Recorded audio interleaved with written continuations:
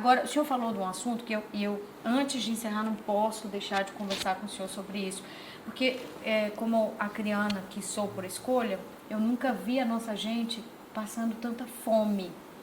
E a pandemia trouxe isso numa escala violenta até. Porque quando a gente está falando de fome, a gente está falando de pessoas morrendo.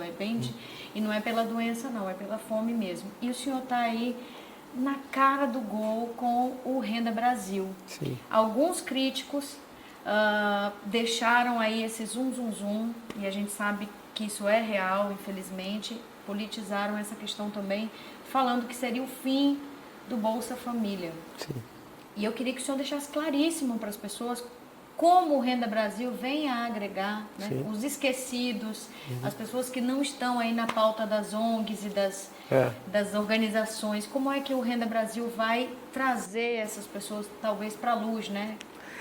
O primeiro, esclarecer isso, são 14 milhões de brasileiros no Bolsa Família. Está garantido, o orçamento que chegou em minhas mãos, está lá o dinheiro para garantir, não se preocupe, você que está no Bolsa Família, se despreocupe, o dinheiro já está garantido lá no orçamento, 34 bilhões para continuar o Bolsa Família. Acontece, e aí é que vem a questão, fora você que já está no Bolsa Família, foram descobertos quase 7 milhões de outros brasileiros, homens e mulheres, que não estão em programa nenhum e que estão desempregados e que não são de família de classe média, de família pobre. Pois bem, na pandemia, esses quase 7 milhões foram colocados para dentro do regime emergencial.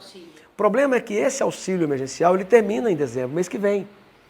E essas 7 milhões de pessoas não vão mudar a vida delas em janeiro.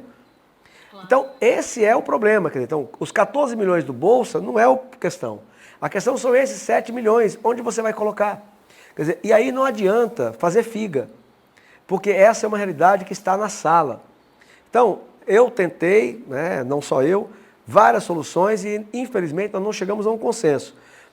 Aí o ambiente foi contaminado pela eleição, eu percebi, não adiantava eu tentar sozinho, porque vai ter que esperar passar a eleição para reunir todos que são responsáveis para resolver. Tem que ser resolvido. Eu não consigo enxergar qualquer horizonte que não resolva isso, até porque essa conta não é um problema só do Brasil, é o mundo inteiro. O mundo inteiro precisa retomar a economia com um país mais pobre. Por exemplo, a Inglaterra agora recentemente já voltou a dar o auxílio que estava dando, a Espanha a mesma coisa, porque não tem como. Então é o caso do Brasil. Essas 7 milhões de pessoas, elas precisam estar num programa a partir do ano que vem, porque senão não terão em janeiro do que comer. E aí não é uma questão apenas de solidariedade cristã, sim, que é muito importante, mas é também de convulsão social. Claro. Multiplica 7 milhões de pessoas por 4, por 3,5.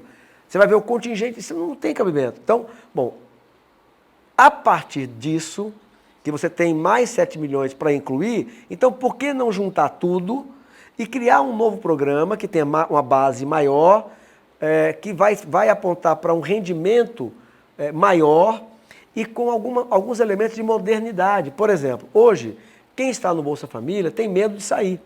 Então, ele tem medo porque ele pega o salário mínimo. Aí, 3 meses depois, é mandado embora. Pois bem, aí ele volta para o fim da fila. Sim. Então, a proposta do Renda Brasil corrige isso. Então, aquele que estiver no programa, ele tem que ter mecanismos que o façam desejar ter a carteira assinada. Sim. Então, o programa propõe uma fase em que a pessoa não perde o auxílio, até que ela se sinta mais segura no emprego. Seria uma transição. Uma transição. De uma situação para uma outra. Para outra. Quer dizer, quando ela se sentir segura, depois de alguns meses com a carteira assinada, aí ela passa a ter uma redução naquele benefício. Enfim, para que a pessoa não tenha medo, né, de sair do auxílio para ir para uma carteira assinada. Outros benefícios, por exemplo, premiar aquela família que, estando no programa, não apenas mantenha seu filho na escola, mas esse menino que tirar boa nota.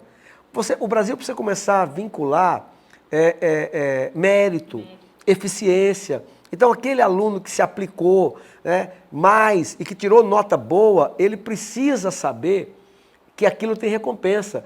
Porque a vida é assim. aquele que... A gente vê isso no dia a dia.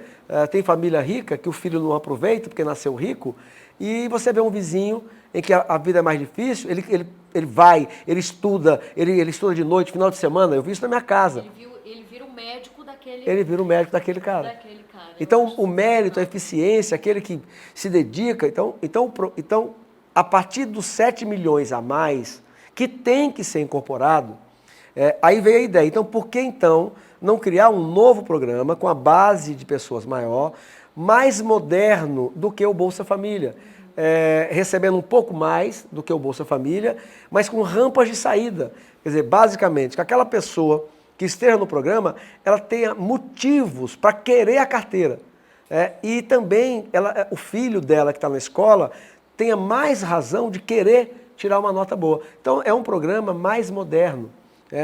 E é um dos problemas que terão que ser resolvidos agora, assim que passar a eleição. E como você disse, mais uma vez, a coincidência, né, acabou estando na minha mão também. Aliás, pensa num ano, assim, meu...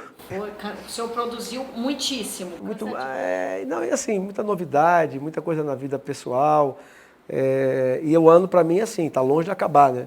Porque vai ter o relatório do orçamento. Pelo que eu estou vendo, cada vez mais aumenta a possibilidade de que a comissão mista não seja instalada. E aí há uma prerrogativa que o presidente, ele então me nomeia como relator, e aí vai ser só eu.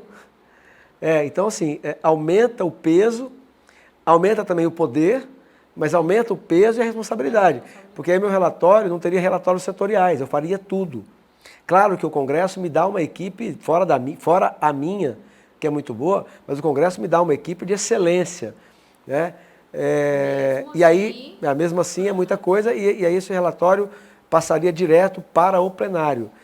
Aí tem a PEC emergencial, é nela que eu proponho a criação do Renda Brasil, e a PEC do Pacto Federativo. Então é muita coisa, o ano ainda vai ser longo. 15 meses ainda para o senhor realmente fazer todas essas boas notícias, mas eu estou muito feliz, porque pelo menos num cenário tão tumultuado, um ano tão difícil para todos nós, a gente vê que os esforços estão acontecendo, claro. A gente vê um outro lado, né, do trabalho acontecendo, que é o lado de quem está realmente tentando fazer isso melhorar. Eu espero que as contas fechem, de verdade. Eu acho que o senhor e o ministro Paulo Guedes têm aí um 2021 muito desafiador, para dizer o mínimo, para não lhe desencorajar de antemão.